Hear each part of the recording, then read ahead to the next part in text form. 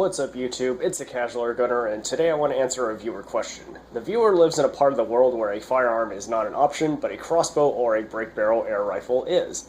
They wanted to know which would be their better choice for home defense. Personally, my choice for home defense would be my firearm, and my pellet of choice would be this 9mm cartridge, but in this video we're talking about a situation where a firearm isn't an option. Here I have a cheap 150-pound draw-weight deer hunting crossbow you can buy for about $100, and next to it I have a Crossbow F4 in 177 that you can buy for around the same price. To make a long video short, if I had to choose one of these for home defense, I would choose the crossbow, hands down, no contest. If there was one weapon here on this mat I'd trust to stop somebody invading my home, it would be the crossbow. For those that stuck around and want to know why, let's talk about that. First, for all intents and purposes, these are both single-shot weapons. In a realistic defense scenario, you really only get one shot with either of these before the bad guy charges you if you miss. But just compare the stopping power of this to the stopping power of this. But talk is cheap. Let's test it. So I set up a block of Play-Doh and threw about 2 inches of fabric over it to simulate heavy clothing. This Play-Doh has the same density as 10% ballistics gel, which means it'll simulate the projectile's effects accurately on human flesh. The reason I'm using Play-Doh instead of ballistics gel is because while ballistics gel does a good job simulating wounds from bullets and pellets, it doesn't do so well with arrows, because it tends to grab onto the arrow as it goes through, and it makes the arrow seem less powerful than it actually is. So I'll use Play-Doh instead for this test. For the first shot, I'll hit it with the Crossbow F4 from 10 yards away.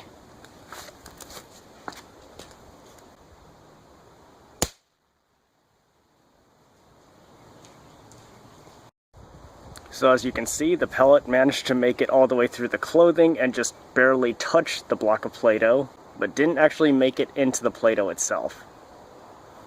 So you could say the heavy clothing saved this person. Now let's try the crossbow. Now for a shot from the same distance with the crossbow.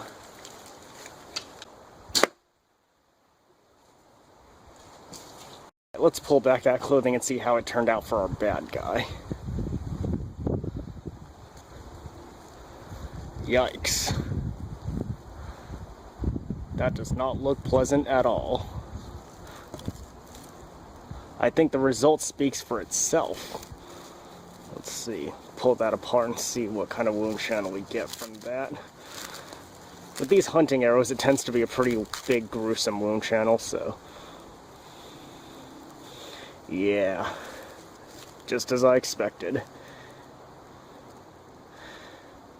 Basically a hole through the person 1 inch in diameter.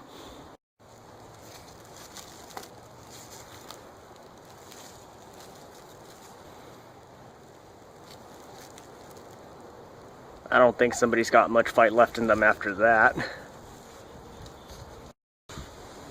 If you look at the darkening marks on the shaft of the arrow, you'll see that this is about how deep inside the flesh it was. So, about where my fingertips are.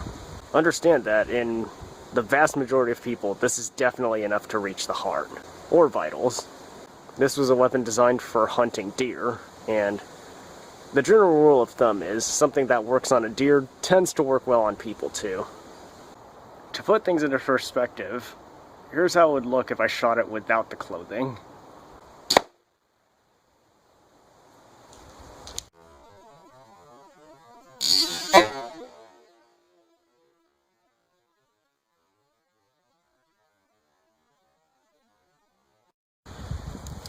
Looks like the arrow just blew out the entire back of the Play-Doh. I'm not sure if I'll even be able to separate it from the backstop. Yeah, it's stuck in there pretty good.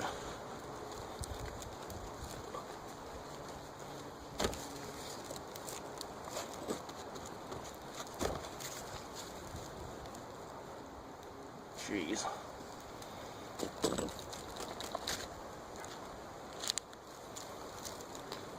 Imagine that.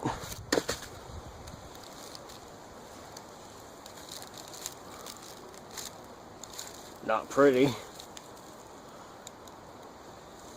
And there you have it. If I absolutely had to choose between a break barrel airgun and a crossbow for home defense, I'd go with the crossbow every single time. This crossbow is actually considered one of the weaker ones on the market, and even it can still go through 2 inches of tough fabric and cause a 6-inch wound that's 1 inch in diameter. That's way more than you could ever hope to do with a break barrel airgun. Anyway, I hope you enjoyed the video. Like it if you did, check out my channel if airguns are your thing, and thanks for watching.